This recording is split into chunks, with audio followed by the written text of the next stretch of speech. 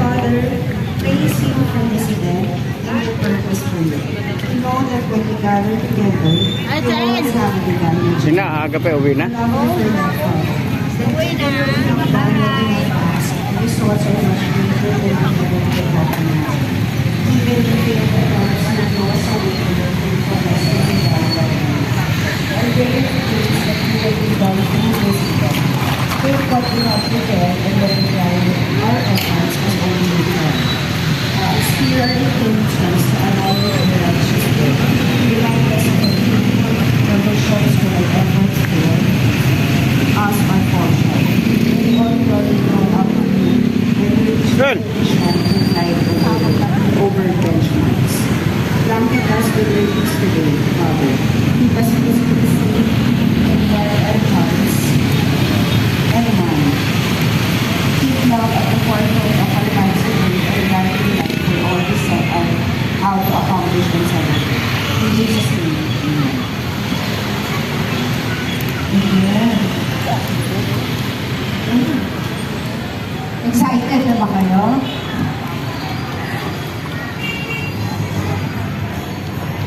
Una po, ang tatawagin natin, may numbers po tayo, then we will describe kung saan po gawa ang inyong patrol. Okay? Sana po, pagkatapos ng description namin, palakpakan nyo naman yung parol nyo, ha? Para naman maramdaman natin yung support para sa isa't isa. Kayo po ba talaga gumawa niyan? Linga! Sinong napasong kamay? Patingin?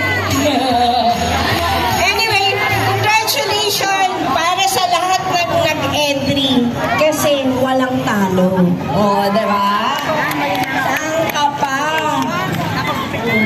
Maganda yung consolation na binigay ni Mayor John Ferrer. Siyempre, para sa kababaihan, lagi namang ever supportive si Mayor John. Oh. Anyway, we will start for the description.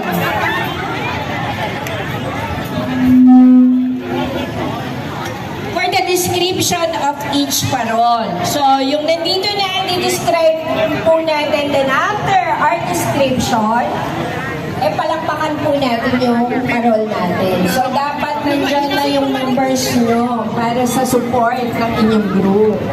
Okay?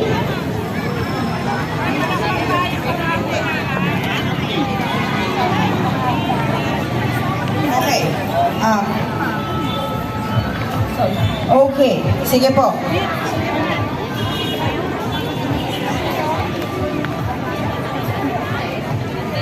Ayan po. Sige po, i-discuss muna natin ang ating criteria for judging para po alam nyo kung paano i-judge ang bawat parol na nandito ngayong araw na ito. Ang una po sa ating criteria ay ang creativity. This pertains to aesthetic and coherence of design. So yung ganda, yung inyong pagkakaiba-iba ng design ng inyong mga parol. Ito po ay 30%. 30% ang creativity. Next naman po ay ang originality. Ito ang distinctiveness of designs, colors, and lights of the entry. So, ito po ay 20%.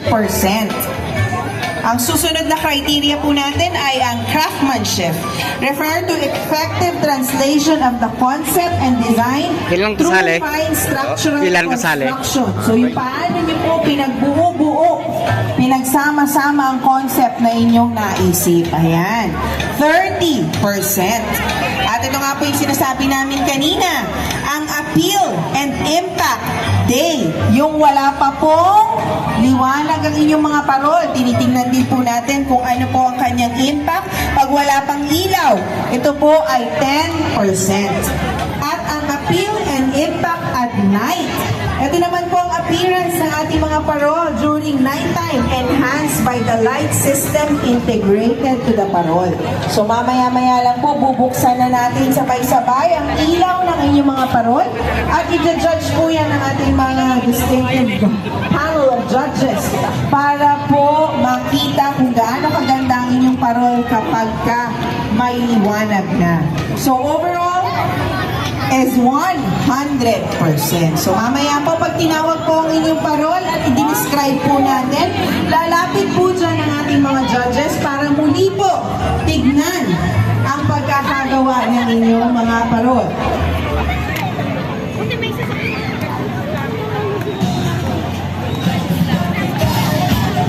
Ay, sorry. Ito na po. Ito po. Okay. Okay. Pwede na po siguro natin patayin muna yung ilaw. Buksan na po yung mga ilaw. Yung ilaw ng parol nyo. Pakibukas na po. Okay, ayan na po. Para makita. Sabay-sabay na po nating buksan ang mga ilaw ng ating mga parol. Yeah, wow! Yun, oh, ganda. Okay, isa-isa po natin i-describe ang mga parol nyo. Okay. Ito po ay galing. Can we ask the judges to go to the parol number 1 para marinig nyo po? Asa na po yung judges natin? Can we ask? All our judges to please proceed to parol number 1. Ito po yung number 1. Nandito po sa aking left side. Please, guide our Pakiguide yung mga judges. Ayan. para Ayan sila. habang may description ay okay. Ang parol number 1 natin ay ang Cariñosa. Sa pamumuno ni Mary Rose Villanueva. Mula po sa barangay 1896, nagkakaisang kababaihan ng Cariñosa. Ang parol na ito ay gawa sa binanid na lumang libro. Oh, ayos ah. Ang mga retaso ng libro ay pinagtulungang irolyo ng samahan ng mga kababaihan ng Cariñosa. Ang pinagkakapitan nito ay gawa sa kawayan at ito ay pinalilibutan ng makukulay na ilaw. Okay. Congratulations po, Cariñosa! Ayan, palakpakan na naman po natin ang ating parol. Para sa palakpak nyo, palang talo na. Dapat may energy. O isa pa, palakpakan po natin. Cariñosa!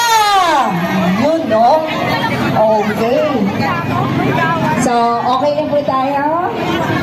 Pwede nyo, judges, pwede nyo na po i-judge yung pag-ilaw ngayong gabi. Okay.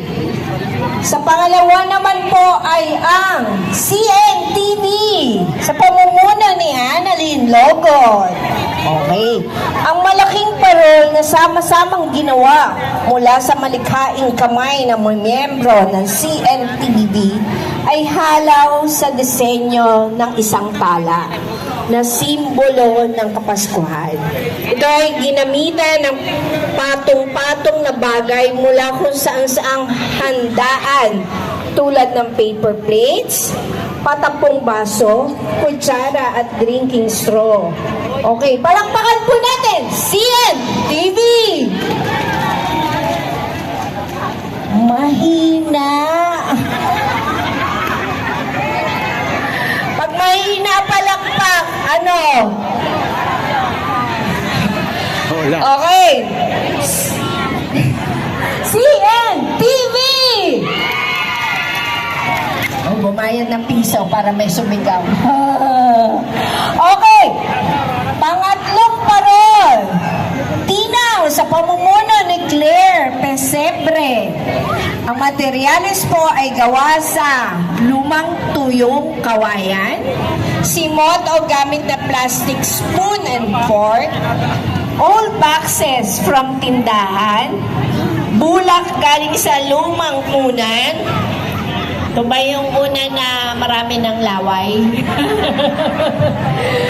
Bulak galing sa lumang old Christmas lights. Bakit nyo naman po nilaging luma?